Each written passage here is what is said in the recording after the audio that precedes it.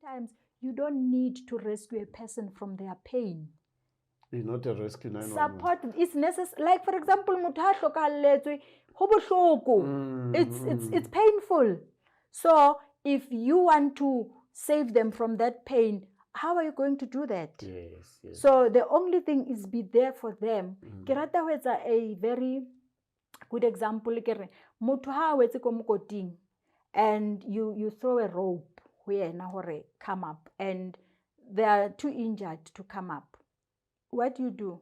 You go down. Okay? And when you get down, if you don't have the necessary tools to help that person up, you sit with them. They just need to know that someone is with me. So sometimes you can be just that. Be with the person. Let the person know that I'm here. I'm with you. Yes, while we wait for help. yes, You understand? yes. So this notion now we should save. That's why we do more harm Exactly. than good, because now you don't have the equipment. O kene mo le mokoting, o tshwara diphathe tse sa tshwariweng, o qetella o twista melala motho wa hlokahala. Kanti you could have waited and said, just relax. Just a shoulder to I'm cry on. here. Help is coming. So sometimes let's normalize that to say, relax, I'm here. Help is.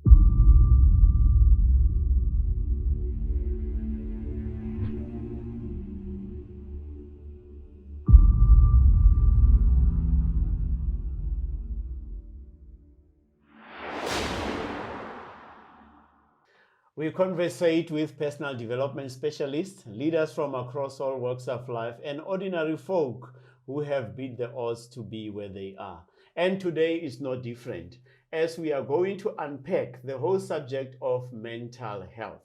And my guest today is Nthabiseng Lebina, who is a social worker, but also has got a slot on Kasi FM at Vosloorus, where she continues to empower and educate people on various subjects that are empowering them. And we are so fortunate to have us and hear from the horse's mouth how she does and who does she impact out there. Welcome, Tabi. And thank you for the invite. Thank you so much. I'm nervous. Why? Yeah, I know it's joking, but at least we've got some time. I'll settle down. But I can intimidate too. No, it's not you. It's not and you. then we just educate out there. Yeah, Okay. no, but I'm happy to be here. Thank you. And who's Nthabiseng? Who is the person behind the, the social work is the title. Yes. It's what we do. But we are who we are because of how we were raised, who raised us, and the experiences we went through. So where did you grow up, and what are things that have shaped you to become the who you person are? that I am? Nthabiseng is a mother of two. I've got two kids. I've got a 17-year-old daughter and a 13-year-old boy. And I grew up from Go Vosloorus. Okay. Yeah, but initially my parents were staying Go Katlehong, and then I think around 1990. Yeah. My mother bought a house and she moved to Vosloorus. So my parents never stayed together. Okay. I don't have a memory of them together. They separated while I was still young. So it has always been us, which is me and my sister and my mom. Okay. Yeah, then we moved to Vosloorus. I attended lower primary, go Diagnosing. And then when we moved to Vosloorus, I had to change schools. Then I attended go Bopangkotso, and then I did my high school, go to Duliseti. Okay. Yeah. But then sadly, and very unfortunate, in 1997, when I was 15, my mom passed on. Oh, okay. Yeah. Then it was me and my sister to date. Yeah. So battling this thing called life. Life. And how that shaped me, I got the good and the bad out of it. The good is that my childhood taught me to respect the next person. So as a result, I can relate with a person at any level, with any background. Like, you would think, I don't know who I am, because I'll go to those that drinks, I'll be there, have fun, you won't even see this one doesn't drink, because I just gel. Yeah.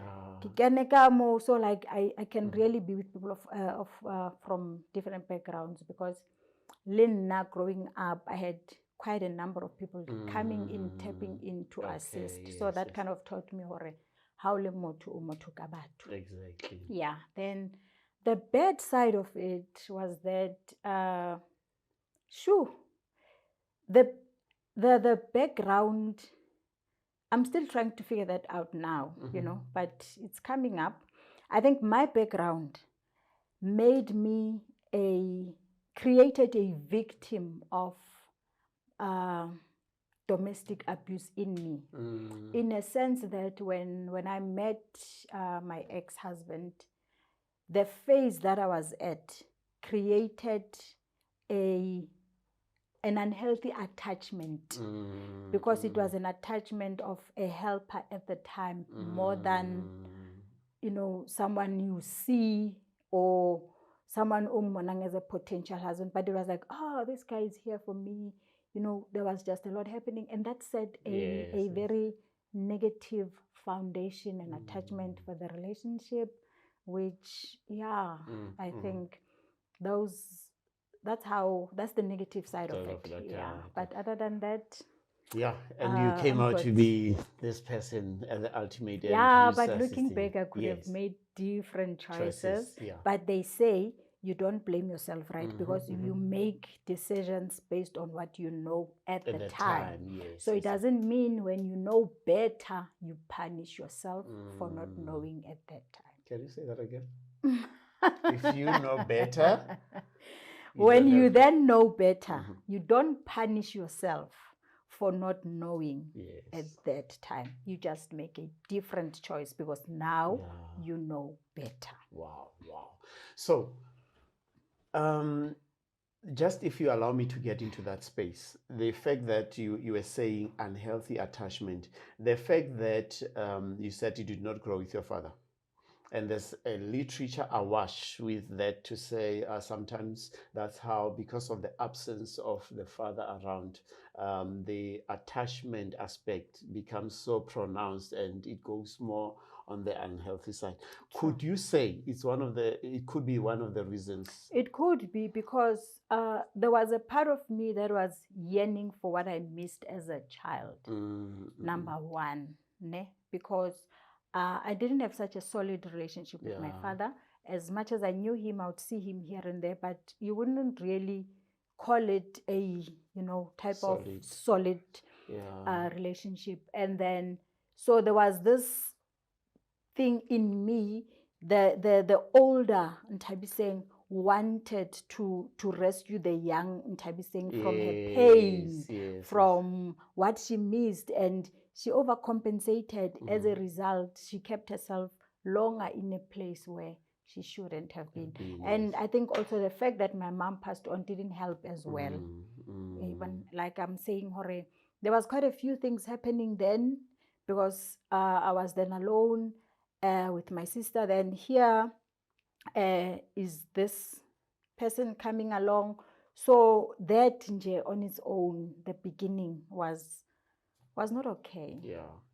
It was not okay, and it took years for me to reflect and admit that. Okay. I like the last part, admit, because I always, and I know I'm not the only one, but I always teach this thing to say change starts with admitting and acknowledging, and does not go into the justification of what has happened, but to release yourself, admit, so that you can open doors to grow and become a better person. There's a saying that I love that says, unless you identify the chains that are binding you, you can never free yourself. So for you to do something about anything, you need to acknowledge it and admit it.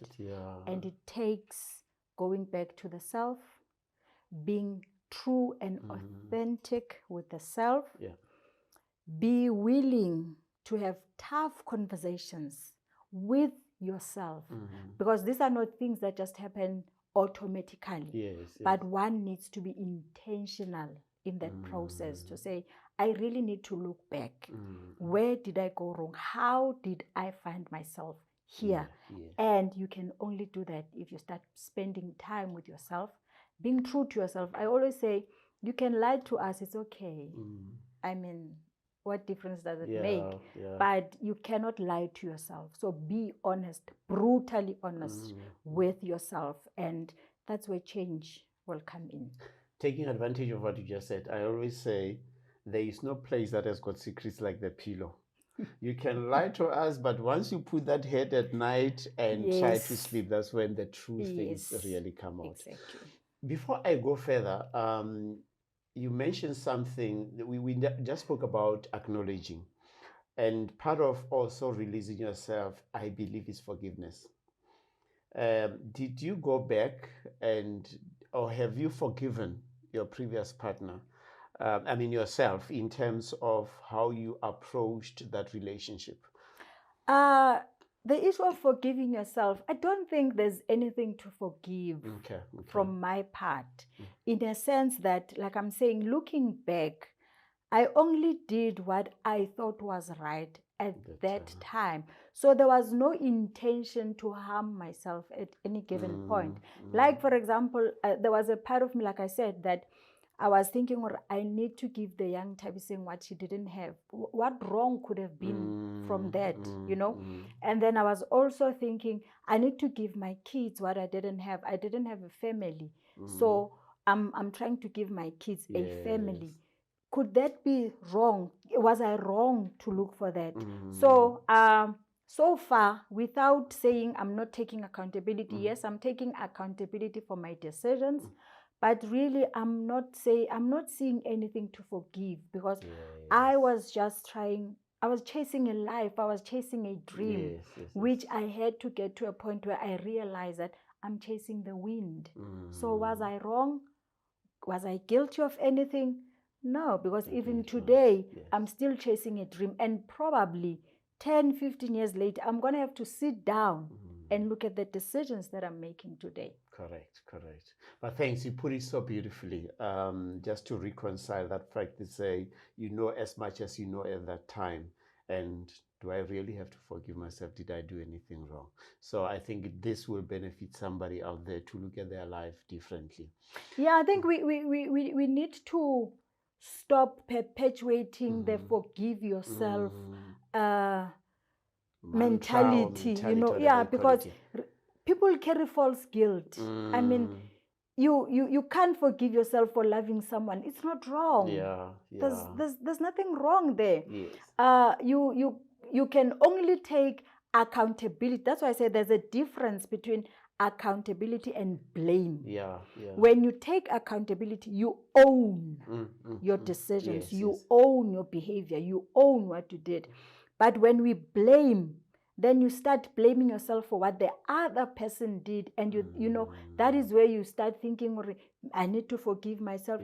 But really, if there is something to forgive, look for it. Don't just say, I need to forgive myself. I always say, let's explore what is there to forgive.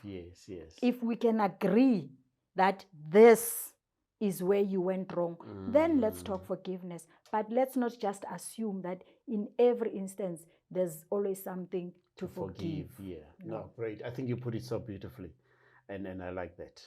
Now, you have just told us your experience, your mother, your father not being there. Does it have anything to do with your career choice? Or how did you end up as a social worker? Or it's just a question of, hey, arena, career guidance, this is the easiest thing to do. I think I've always loved helping people. I remember in primary, I was running support groups. I didn't know then that it was support groups, but I'll be out speaking to other kids.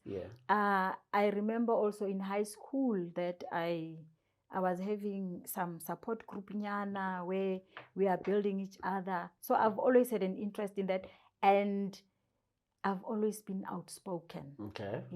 Kiabua. No, Kiabua straight. So far, because what happens is that when I talk, people listen. So which then tells me, Kibua right. So in terms of my career choice, I just wanted to help people. I just wanted to make a difference in the lives of other people. But when my mom passed on, my dream for being a social worker had passed. I had given up on it because history, biology, I was not good at notes. So when I got to standard 8, I did standard 8, which is grade 10 today. Oh, I sound old. Yeah. Nthabiseng age. Yeah. So because of that information which I had that was misleading, my dream was dead. So as I was helping my sister, she was deciding what to do then, and then my ex-husband's sister she's a social worker. So we went to her asking for information for my sister, because my sister then was considering social auxiliary work. But as we were talking, I kind of said it in passing to say, to think that I wanted to be a social worker, but now I can't because I did accounting subjects. She was like, no, you can still do social work with accounting. And I was like, really? And it was in August, I think, 2009. Believe you me, 2010, I had registered. 2014, I was done. I did my degree in record time at UNISA. And it was 10 years later, because I had matriculated in 1999. But I then did my degree in 2010. So that's how I got back. And I love this job. I like your story in terms of the time frame to say dreams do not die. They might be in a lull for a while, but so long as the fire is within, you can just resuscitate it. It's never too late. And I just hope a young person out there, even if you are older, the same applies to you. You can still resuscitate your dreams. The thing is, you can go anywhere. You will always come full circle to your purpose. Ask me. I stopped this work that I was doing for quite some time. I always felt empty. Yes. And guess what? When I started doing this work, other areas of my life, I saw energy just going up. Yeah, it's because I remember before I did this, my social work, I didn't understand the question, what's your purpose? That question didn't make sense to me. In actual sense, it offended me, if anything. Like, I felt, those people that are talking about purpose, they're very creative, making us feel stupid and whatnot. But I'm telling you, when I started studying and started doing my job, it was like, this is why I'm here. This is exactly the reason I was born. To come here and make change in the lives of the people. It's so fulfilling. Like, I can't put it in words. And I think what also confirms that I am really in my purpose, regardless of what is happening in my life, when I step into my role as a social worker, I excel. I would leave the house thinking, oh my God, I'm so exhausted. Am I going to do right? But I'm telling you, once I get into that room, something just happens in me. So then I was like, this is my purpose. This is why I was born. I'm a vessel in God's hand to touch the lives of people. That's powerful. Thank you for that. Before I explore the field of social work, you mentioned something critical for me, which is when your mother died, then it seemed like you left this dream. Why was that? Did your mother have a role to play in you wanting to become a social worker, or what was the reason you came to that conclusion? Okay, growing up, we didn't have a nice childhood, but at the time, it was nice to have an adult that was responsible. So it was not my business if we had food. Someone cared that I ate. Someone cared that I had shoes, things like that. But the background, the home environment, it was tough. She was a single mother. She lost her job. I mean, she bought a house in 1990. She lost her job in 92. So you can imagine from 92 up until 97 when she passed on, it was tough. So, but that I still felt, Hore, I need to do a social work to help. There was a part of me that wanted to be a helping hand somehow to women like her. So that's what I'm saying. When she passed on, I was in standard 8 and she passed on in August, Yes, and I yes, had already made the subject choice, which then was telling me at the time, you can't do social work. So I had to kind of give it up and explore other avenues. Okay. Yeah, so that is how the social work dream was packed, just by subject choice, which shows the importance of career guidance and sharing the right information with the kids, because who knows, if I had known earlier, maybe today I would be sitting here with 20 years experience instead of 8. But anyway, there are no mistakes in life. No, definitely Everything not. happens the way that it should. And it's actually maybe more than 8 with your life experiences combined. Exactly. You know, that really would take you even much further. True. What is the day in the life of a social worker? Oh, social worker in my work. Social work is very broad. You know, we don't know much. Social work is very broad. We've got social workers that are working in the government sector under different directorates. We've got those that are working with vulnerable kids. We've got those that are working with disabled people. We've got those that are working with the elderly, others. And so it depends where you are. That is now in the government sector. Because even in the government sector, there's different spaces that social workers occupy. We've got those that do probation. These are the ones that are working with ex-offenders. Usually, ex-offenders and children in conflict with the law as well. Yeah. Then comes outside, that is where the space I'm operating at, in a private practice where you are your own, you do your own thing. Also in that space, you decide what you will do or what your strengths are. We've got social workers that are just focusing purely on doing workshops. We've got social workers that are lecturing even. We've got social workers that are only supervising us in private practice, that are only providing supervision services to us. And then there's me who's doing counseling. Also still even within the counseling space. I always say I'm a general dealer because I haven't really channeled myself to a specific type of counseling, although I expanded or maybe increased my competency when it comes to counseling children. Because I then went on to do my master's in play therapy. But we've got colleagues that are purely investing in becoming experts in marriage counseling. We've got those that are purely becoming experts in grief counseling.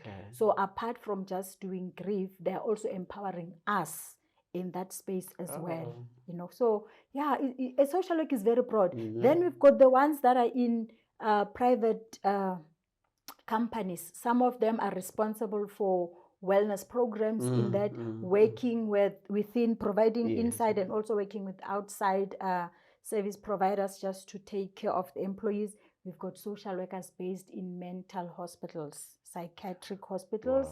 So social work is broad. It is a very broad and interesting career. We have social workers in mines that are doing also EAP programs, employee assistance programs. And so it's broad. You can just find your space. Then you found your space in the counseling space. So when somebody walks in your practice, into your practice, what do they usually come up with? What are the challenges they bring on the table? That is why it has been a challenge for me to kind of channel myself, because people come with anything and everything. It could be trauma. A person could have been robbed, hijacked. They could have been a house invasion. It could be someone dealing with death. They just lost a loved one. And some of them even in a traumatic manner. It could be a parent battling with the child's behavior.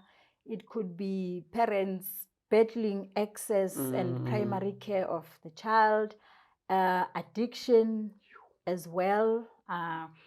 adult addiction and teen addiction, also even adolescents themselves. We've got children that would tell their parents that I need counseling, and then I would be contacted to work with the child. So basically, I deal with almost everything that could affect your functioning on a daily basis. Yes. But let me clear this out. I don't turn out to be the jack of all trades. In some instances, when necessary, I would refer. Okay. Yeah, like I said, like for example, when it comes to addiction, I can assist with the assessment. But then when we pick up that, no, this is not just your simple as addiction, this person needs admission. We assist. I would assist with the facilitation of that admission. Or if someone comes and then they think, okay, I'm going through stress, but when we're sitting, it becomes clear that this person has got a depression, they need to be admitted at the hospital, I would also assist and formalize it. So I'm working also with other specialists as well to make effective referrals where necessary. Okay. So you mentioned depression. Do you see a lot of people bringing mental issues to the room? And maybe just unpack for us, what is this mental illness that society seems to be talking about? Yes. Mental illness. Before we get to mental illness, maybe let's just talk about mental health in general. What is mental health? When we say a person is functioning from a position of a good mental health, what is that person doing?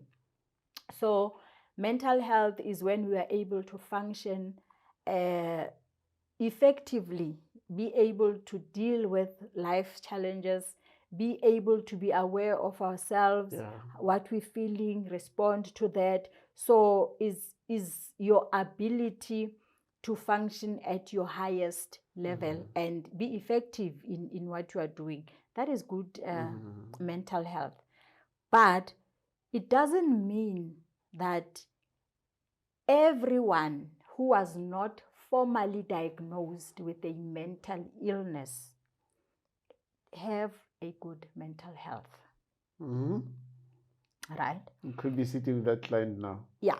So people, as much as they are not diagnosed with a mental illness, this is now your clinical diagnosis, where the depression come in, your bipolars come in. People are functioning with a compromised mental health. Okay. So then once your mental health is compromised, it is then a good fertile soil, because if we don't step in then we get to a level where there could be an onset of a mental illness. You see that I've just changed my sitting because I was wondering, what are those things that could compromise our mental health? Our whole life is if you're going through a divorce, your mental health could be compromised. This is now even without you being diagnosed with depression or something else. But the fact that you're dealing with that can compromise your mental health, because you'll find yourself presenting with symptoms of mental health to some extent. So it could be divorce, it could be raising kids. Parenting these days is challenging a lot. It's also the traumas that people are going through. I mean, we've experienced COVID, where people lost multiple family members. Those type of deaths leave people traumatized, and people are still recovering from those traumas even today. We still have people who do not have closure in terms of the passing of their loved one. Remember, during the time of COVID, a person would be sick Monday, Tuesday, Wednesday, you rush them to hospital. They tell you you can't visit them, you're not allowed. Friday, you get a call, he's deceased. Then you can't go and view the body, all those things, you know. And you're left with this big hole that you just can't fill. And then the crime. The crime in South Africa is causing a lot of problems to our mental health. And then we've got The work environment. The bullying. The work environment. Of late, there's been a common trend coming whereby female senior employees are experiencing challenges in the workplace, or they're discriminated in the workplace on the basis of race and gender.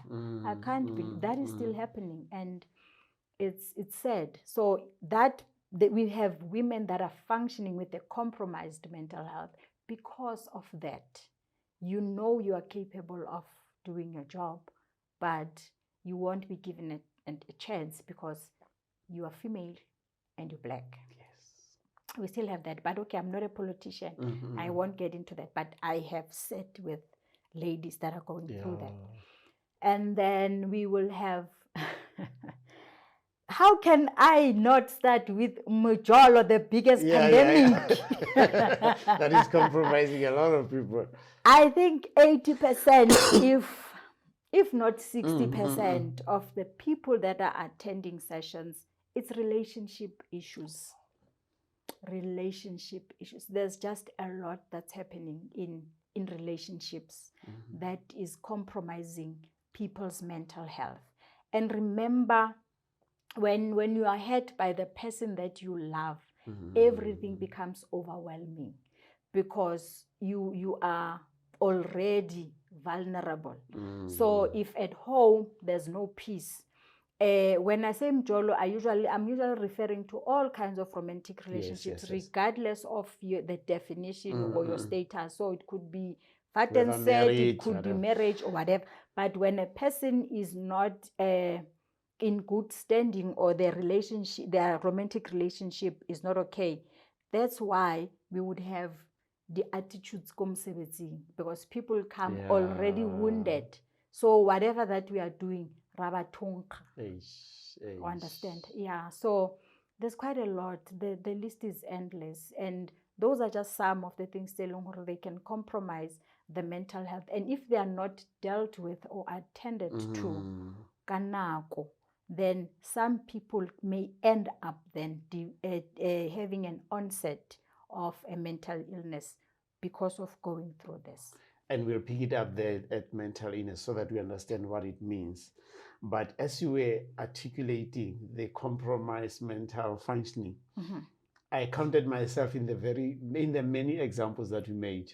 And even the guys shooting, if you haven't picked yourself up in that, then you are not honest with yourself. Exactly. And this creates a confusion then, because a person that is functioning at the compromised mental health has the symptoms of a person with a mental illness. For example, when you are chronically stressed, you don't sleep too well. You don't eat too well.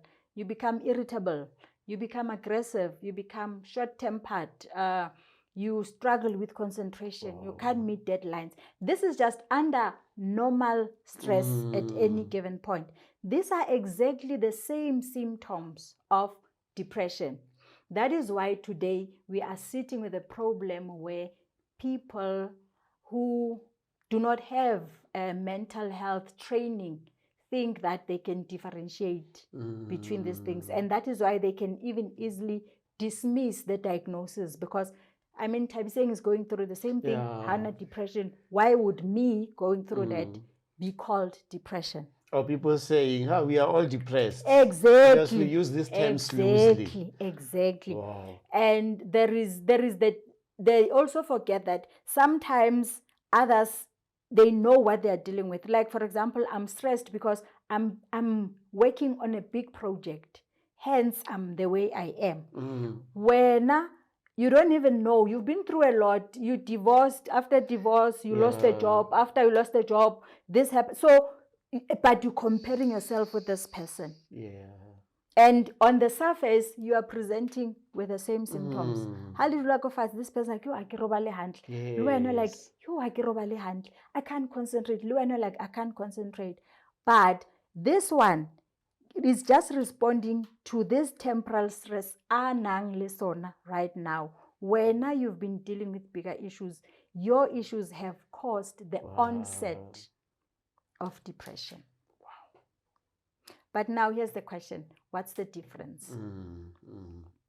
So the difference is that with, there's 3, I think, criteria that are used to determine if are you now dealing with a clinical mental condition. First is the severity of the symptoms. How severe are the symptoms? And then secondly is the duration.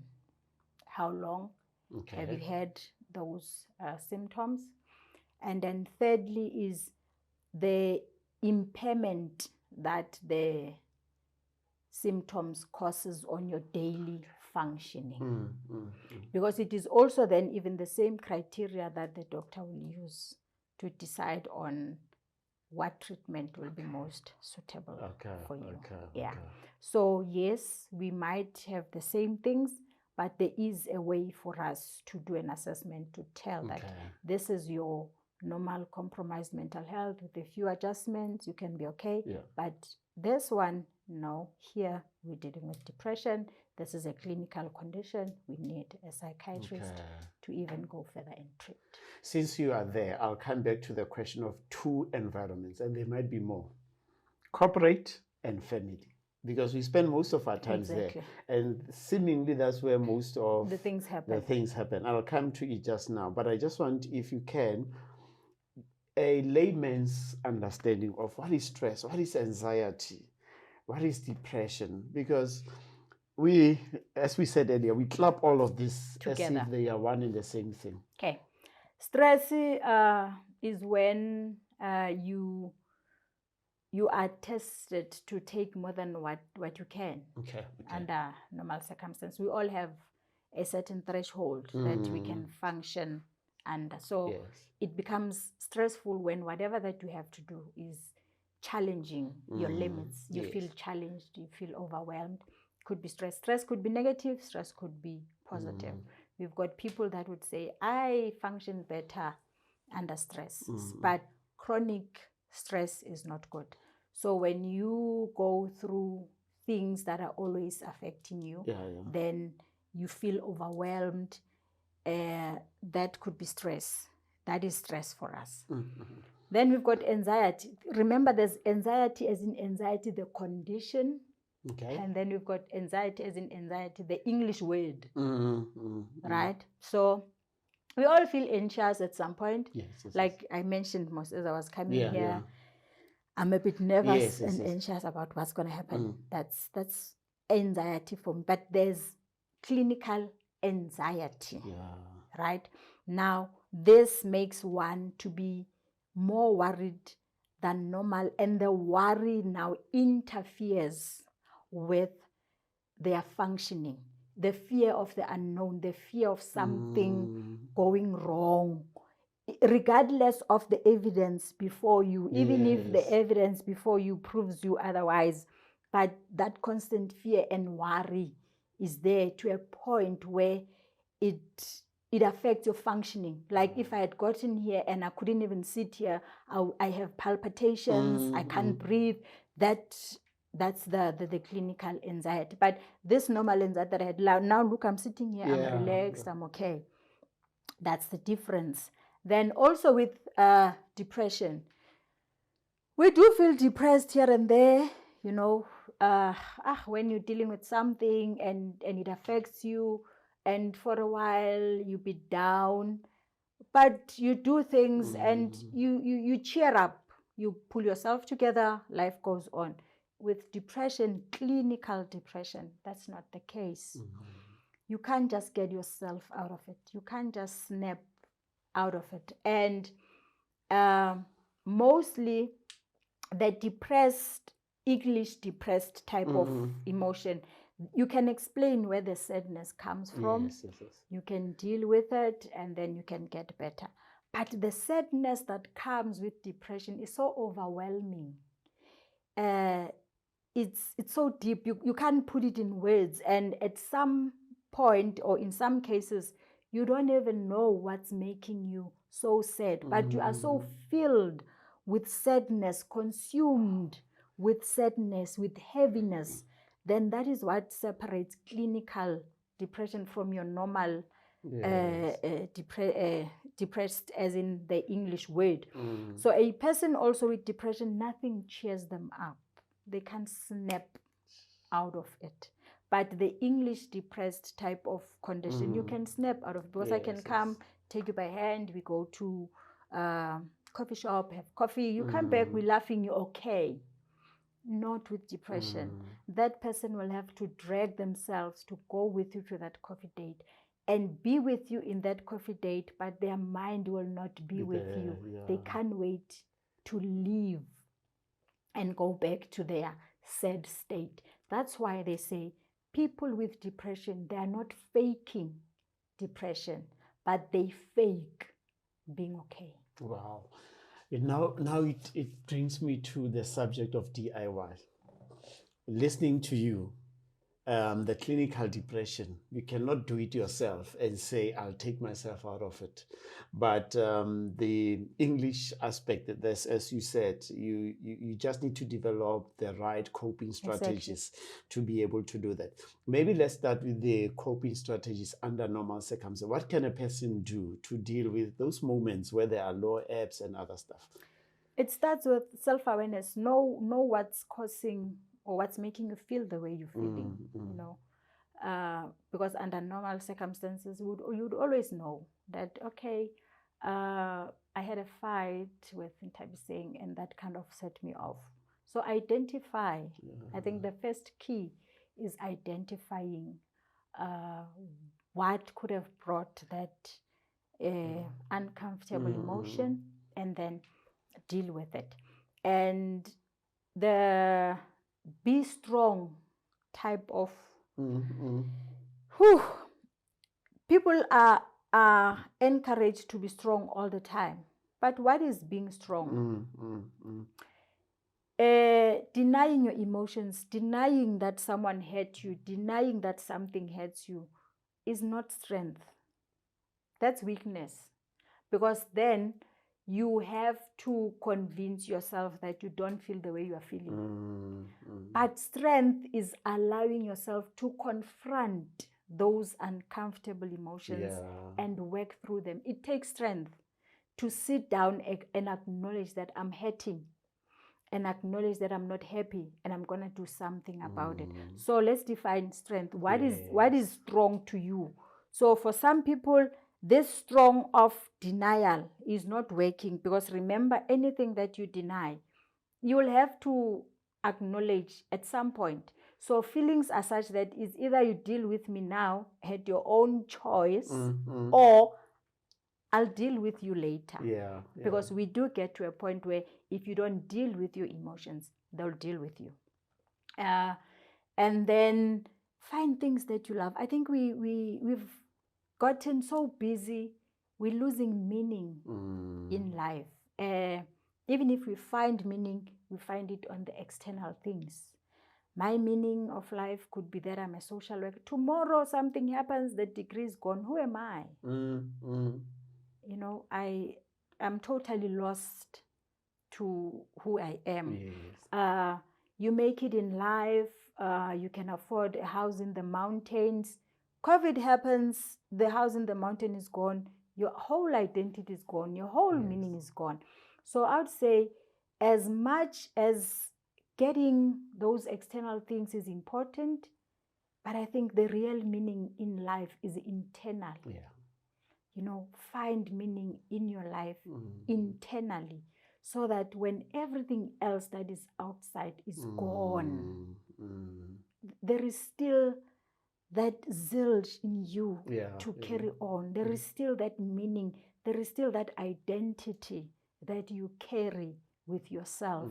Because if your identity is attached to anything that can be removed, it also then means your identity can be lost when that thing is taken away. We find meaning in marriages. When your partner dies or when your partner divorces you, you become a lost soul.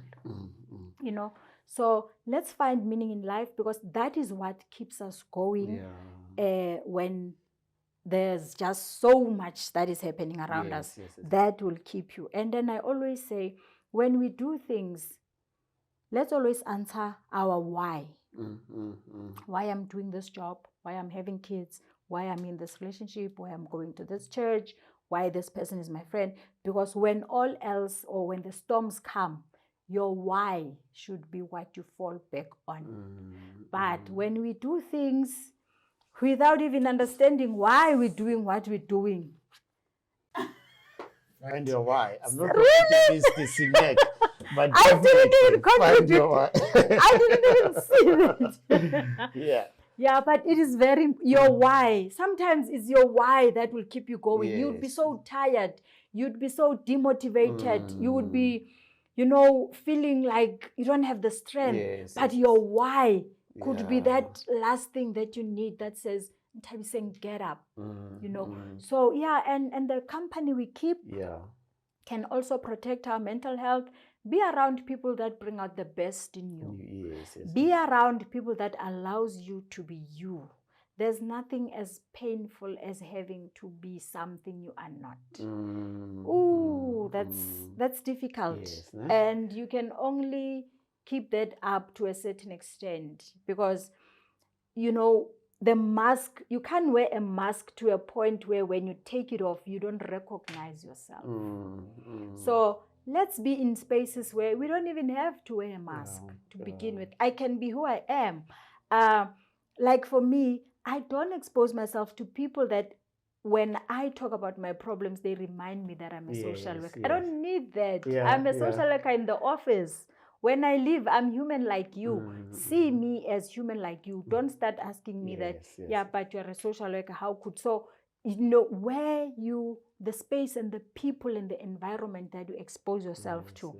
Because if you are in a space where you are expected to be in a certain way, it puts pressure on you. And then as a result, I wouldn't be able to talk about my problems. I wouldn't be able to cry when I need to, because I'm sitting with people that are like, I guess social worker. She helps others fix their problems so she can do her own. No, I need to be in a space where I can come in and say, I'm tired. This is what I'm going through, and cry and get a hug, be loved, be accepted, without being reminded that how the whole day you were solving problems, and then you come here, you cry. How? So it also counts, and we cannot live on autopilot.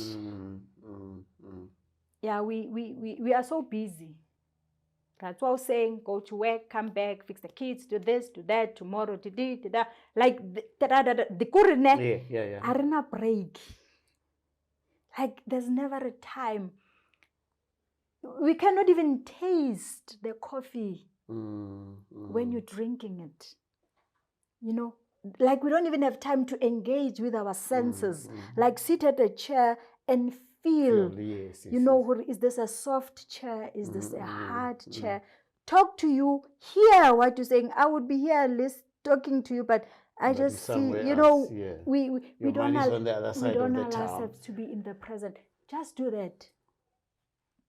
Just find some time to pull yourself together.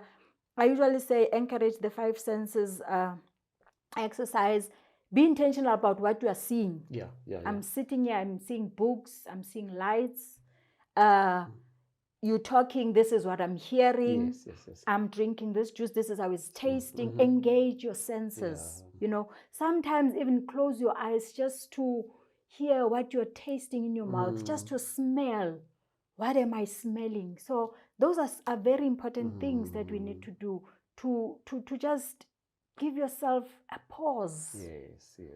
We are on the go all the time, but just pause. Exactly. It can be the difference that you need sometimes to just pause. I mean, life will always be happening, guys. Exactly. That's what I've learned. Life is always happening. So if you don't give yourself time to take a break, life is not going to be that gentle with you. And what I like out of the nuggets that you dropped, these are things that do not need resources. They don't need money. They just need you to just give yourself permission to do them. And be present with yourself. Exactly. So let's go back to that issue of the home and the corporate world. These are places where I've personally seen it. You know, when you said the compromising your functioning, you know, it's a Saturday and you wish that, or Sunday, you wish that there was a day between Monday and a Sunday because you say, hey, I don't want to go to that place. Yes. Because for some reason, there are people who have made it their daily bread to just upset and frustrate other people. Now, the person goes into this environment, and by and large, in a healthy functioning setup in a family, yes, we don't wish for this that is happening at work, but you wish that we know it happens. Now, when people go back home, you wish that they can have a listening ear, a touch, you know, just to see and balance between them. But sometimes people are torn between. They are clapped this side and they are clapped this side. Yeah. But still, you find people who find it hard to do things that you say. And I think it goes down to how we have understood what mental health is. Yes. And my question there is, especially when we involve the other gender, and I might be wrong. In most cases, men do not talk about mental health issues. Going back to your point you made, they want to be strong and stuff.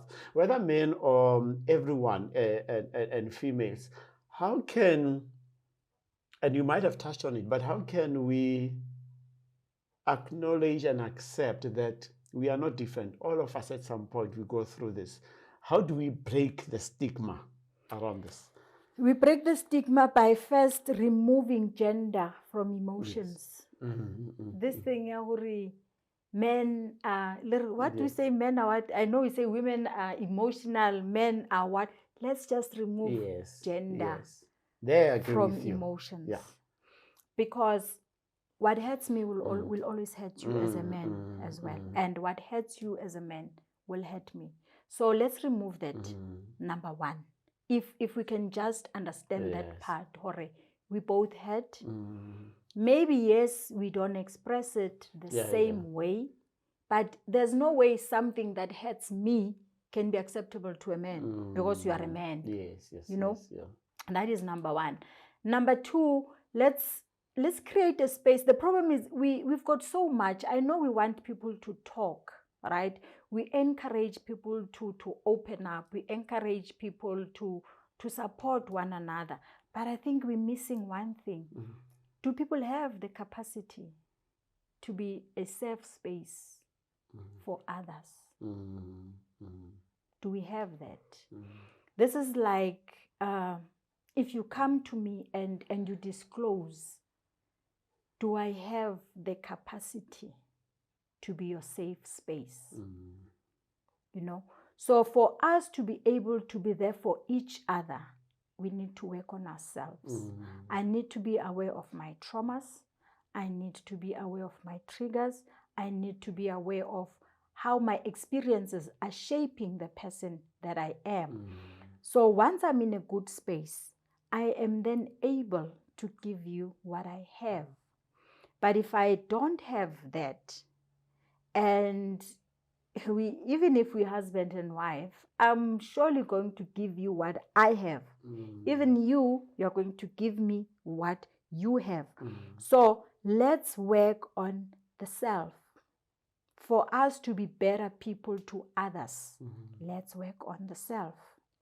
And working on the self means let's go for therapy. Yes. Let's have such conversations. Let people take something out of this. I know this is going, the show may be aired for an hour, but hopefully someone from listening for 5 minutes may take something. Correct. Or even if they listen the whole hour, they may not remember everything that we've said, but probably take one thing. So education is key. Let's educate each other and let's acknowledge the times that we're living in. They are, mothers usually laugh. We are in a phase where our trauma-informed behaviors have become normal, without us being aware that this is actually a trauma response. We've got men that are buying guns. It has become normal to protect yourself. Yes, it's okay, but what is informing? Yes, they need to go and get it. Yeah, what is informing that? Mothers would laugh. I would say the driver that transport your kids may be late for 2 minutes. For 2 minutes and you're phoning, you can't get hold of him. The way you'd pick up that call, try to phone, shout, panic, stand, what is informing that? There's a trauma. Already there's something that you are fearful of. Where does it come from? Either from a direct experienced trauma or from an observed trauma. I, for one, when I'm driving, I don't open windows. Like, it feels like someone is going to literally pull me out through the window. I've never been hijacked. But from the stories that I've heard, from the things I've seen, I'm in that space. That's how that has affected me. I'm literally scared. Even when I'm driving, when I see people coming, I check my doors. It's like they would pull me out. Yes. It's normal to be safe, but what is informing that behavior? What is driving that behavior? We've got people that are drinking. When we had COVID, there was no alcohol. People couldn't cope. Why? Because we don't know any better. I mean, when life happens, we party. So unless we are taught different, we can never do different. Sure. So let's engage. Let's be open. Let's be present to the times that we are in. And let's see each other as human beings before I see you as a man and you see me as a woman. Just know that I'm a human being like you. I like that part. You mentioned something I wouldn't necessarily know where in this book, but Brene Brown quotes somebody, and sorry that I cannot remember the name of a person. He says, we are all emotional beings. Exactly. We just happen to be thinking beings. Because the challenge is that we think that women are emotional, and you unpack it so well, and I really like that. The last part that I liked is that this gender thing, where we do duality, dichotomy of male, female, but we all suffer in the same way at the end of the day. Look, for example, what happens when a man loses his wife? And look at what happens when a woman loses, let's say we lose a child. We are a couple and we lose a child. Let me take that one. The attention I'm going to get is not the same as the one you're going to get. Correct, yeah. So what happens to that pain? So are we saying you're not feeling the loss of your child? Where do you go with that pain? Yeah. Or if you are an elder one in the family, let's say you've got you and your sister on, they say, be strong for your young ones. Be strong for the young ones. Yeah. Exactly. But is it because we don't have the vocabulary, especially in the Black community? Don't we have the vocabulary of how we express our emotions? What is it that we should say? Because we always say one thing, just be strong. I don't think it's because we don't know any other way. We don't know any other way. We want to be like our mothers. But there's one thing that they never told us. It can cut you and you can bleed to death. I think that's the part that they didn't tell us. Yeah. I once had a conversation with someone. I was like, we can't say high blood pressure, botswekiri, are only for What is that telling us? This shows how stress comes out late. That's why clinic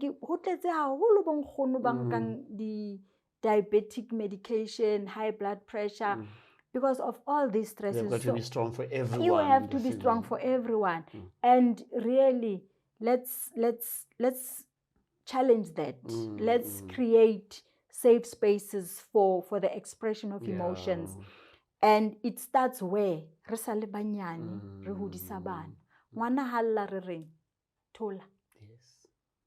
Obviously, we are automatically saying what you're doing is not okay. Right? And then you grow up knowing, or I can't be crying. And you said it so nicely, Tola. Tola! yeah, you know, Exactly. ulelang, you know, and Yeah. nako nngwe ha o re thola so ke wena mshapileng. Exactly. And you cause the pain, but you are blocking the expression Yeah, the of emotion. that emotion, Wow. right?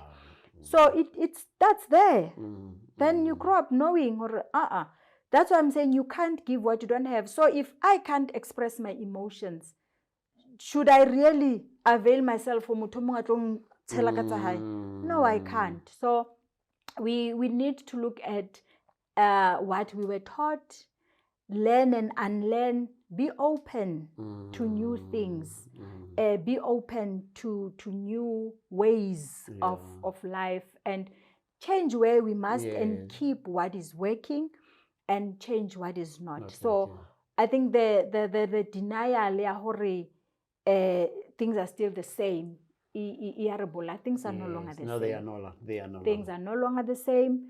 We need to come to the table, look at what can we keep from the olden days and what is it that we need to change in order to suit where we are today.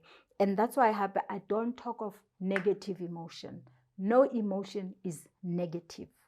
All emotion is important and necessary. It's just that some are uncomfortable. Yes, right? Yes. Some are uncomfortable, and when people express them, we don't know what to do. This is where the education comes in. Sometimes you don't need to rescue a person from their pain. You're not a rescue. Support is necessary. Like, for example, it's painful. So if you want to save them from that pain, how are you going to do that? Yes. So the only thing is be there for them. Ke rata ho etsa a very good example. Motho ha o etse ko mokoting and you throw a rope where na hore come up, and they are too injured to come up. What do? You go down. And when you get down, if you don't have the necessary tools to help that person up, you sit with them. They just need to know that someone is with me. So sometimes you can be just that. Be with the person. Let the person know that I'm here. I'm with you. While we wait for help. You understand? So this notion now we should save. That's why we do more harm than good, because now you don't have the equipment. O kene mo le mokoting, o tshwara diphathe tse sa tshwariweng, o qetella o twista melala motho wa hlokahala. Kanti you could have waited and said, just relax. Just a shoulder to cry. I'm here. Help is coming. So sometimes let's normalize that, to say, relax, I'm here. Help is coming. So with the help coming, I just want to pick up something. The World Health Organization, they've got strategic goals. I remember the third one, which is ensuring that at least 100 million people get access to help as far as medical health is concerned. It says by 2023, where we are, access to mental health care for 100 million people or more. And I think one says advancing mental health policy, advocacy, and human rights. Number 2, scaling up interventions and services across community-based general health and specialist settings. Now, maybe just in a nutshell, taking those strategic goals from the World Health Organization and looking at your field and knowing what the government and other institutions, be non-governmental or health, are we making traction in education, in creating access for people to care, as far as you know? We are, but there is always room for improvement. There's always room for improvement. The government is not coping with the demand. And also the fact that people are not working is also not helping with the access because people in private practice like me, as much as this is a helping profession, it is also how I put bread on the table for my kids. So I can't help everyone, you understand? So that creates a problem to access. Then you go to government institutions. There's, if you go now, which month is this? June. You might get an appointment August. The way there's a need. And the challenges are on pause. Understand. Yeah. But also the government can do better in some of the policies to make mental health services accessible. Yeah. Sometimes the policies they about the red tapes when it comes to access and about like for example when a family is with a person that is mentally ill, that is harmful to themselves, going to court, apply involuntary treatment. People don't know what this is, those processes they and then you would find that sometimes ambulance ambulance hysterical but ambulance, they are not allowed to break the door. So even if when the ambulance is here, policy or whatever does not give them permission to close that, to break that door. They must wait for the police to come. The police have a right to break the door. So now sometimes how ambulance ambulance families are sitting with the police are like so I think implementation, I don't know whether it's the policies itself, but we can do better when it comes to implementation of the current policies. But msebetsi o mongata leng hore re sa tshwantse re wetse without overshadowing the good work that is already being done. Because for the fact that we can say the system is overloaded, it means people are accessing services, people are using services. That is a sign now that people are getting help. So we can't say the government is not doing anything, but there will always be room for improvement. So you have helped us unpack quite a lot as far as I'm concerned. Is there something that you think is critical around mental health space that maybe we haven't touched, that you think is important, that we cannot end this show without touching on it? Yeah, I think we always talk the outside and whatnot, but I would like to believe, Hore, if we can go back as families, care for each other, be more supportive to one another, be there for one another, where a lot can be better. Especially the parent-child relationship. We are dealing with adults that are busy fighting to recover from their childhood, unfortunately. So we don't have to get to that level. Let's create home environments that are supportive. Let's create home environments that are growing adults that will not have to be busy recovering from their childhood. And also a person living with a mental illness can have a fully functional life with the support of the family.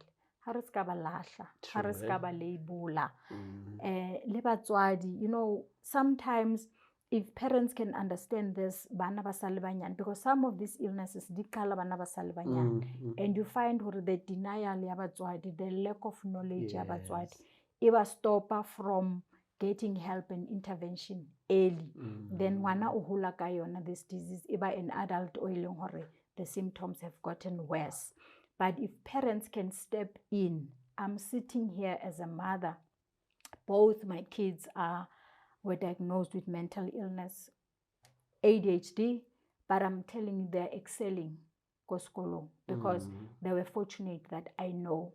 So assist, they stand a better chance. So our children are not stupid. Mental illness is not a measure of the person's intellectual capacity. But if we don't deal with the mental illness, to some extent, it is going to overlap and affect the person's intellectual capacity. So riskabori habari depression, or there's no way because utoladi A, only 90%, only A. Your child could still be battling a mental illness with those A+ grades. Two things, lastly. I always say a coach needs a coach. A motivational speaker needs to be motivated. I knew that question What was keeps you coming. going? Because you knew. deal with this lots and lots of people. Yeah, I knew that question Yeah. was coming. Ne? It has to be God first. Yeah. Of course, the higher power. Mm-hmm. But I think my strength is knowing when to seek help. That's my strength.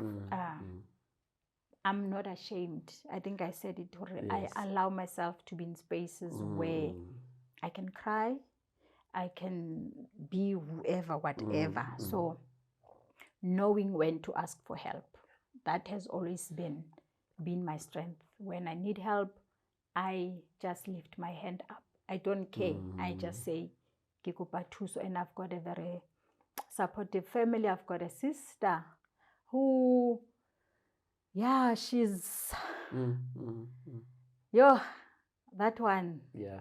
I run out of words when I talk about her, because she has been able to carry me also in times when I would be going out and people would be seeing this Nthabiseng, but she would be exposed to the most vulnerable Nthabiseng, and she would jag me at times. I would be an absent parent and she would step in, So yeah, she's been a good support system for me in always possible. And I always know that whatever happens, I can always go home and talk to her all the time. Yes. If I can't sort it out with myself, the next person is here and we're going to figure out how to. So it is either will involve an elder person in the family, or I will get counseling myself or whatever, but at least we have spoken. So haribueng, guys, haribueng. Let's acknowledge our feelings. Let's acknowledge how things are affecting us.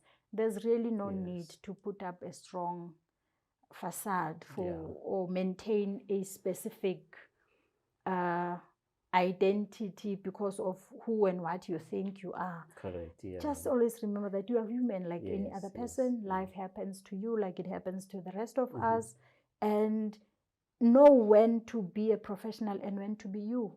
Only you can allow you to be you. So when lights, cameras off, we are us. We've got our own issues that needs us. There's no expectation for us to maintain a certain,